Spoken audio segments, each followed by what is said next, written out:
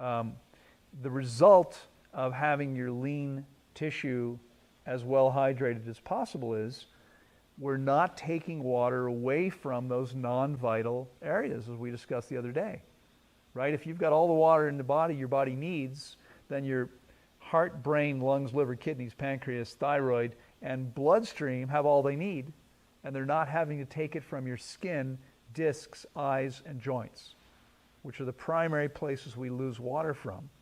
And the primary things that wind up degrading as we get older, which we think of as aging. Aside from hair color and loss of hair, which as far as I can tell have nothing to do with hydration and are largely genetically programmed, all those other things are primarily based on dehydration, chronic dehydration. So I think it's fair to say that my skin, joints, eyes, and discs are all much healthier than the average 54-year-old. That's because of my hydration, okay? So most people we see are around 68% lean tissue hydration. That means they're about 15% lower than they could be, or at least it means they're about 15% lower than me.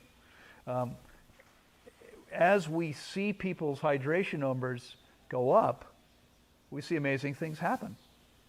Now again, because I'm sitting in a room full of people almost exclusively in their 20s, which is unusual for us, by the way. Our average, this is also a phenomena, I think, because of YouTube. I think more younger people watch YouTube than older people. Up until the last year, our average client was around 55. We don't have anyone here over 35 right now. We will later on in the session. We've got other people coming.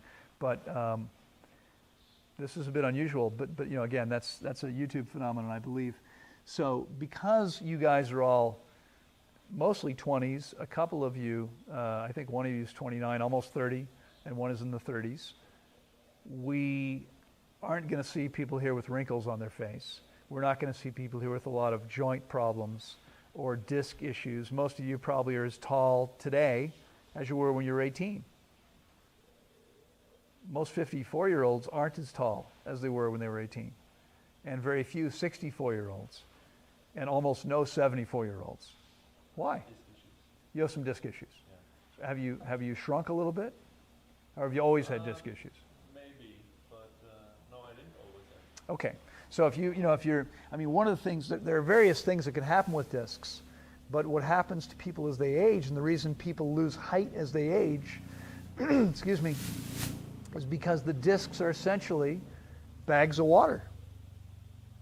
And because the body is short on water, we're taking water from the discs, as well as the eyes, which are also mostly water, and the joints, which connective tissue that allows the joints to move, mostly water. Okay? Blood, so all these things, mostly water. As we're taking water away from them, these things begin to degrade. People shrink. They have joint problems, they have vision problems. This is all primarily chronic dehydration.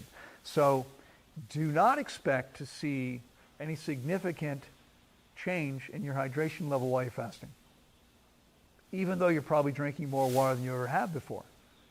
Why not? Why won't you see any significant change? Because your body's going to be employing this water to cleanse and heal. In order to eliminate the stuff the body's trying to eliminate, it's going to need the water that's in your system, okay, that you're taking in.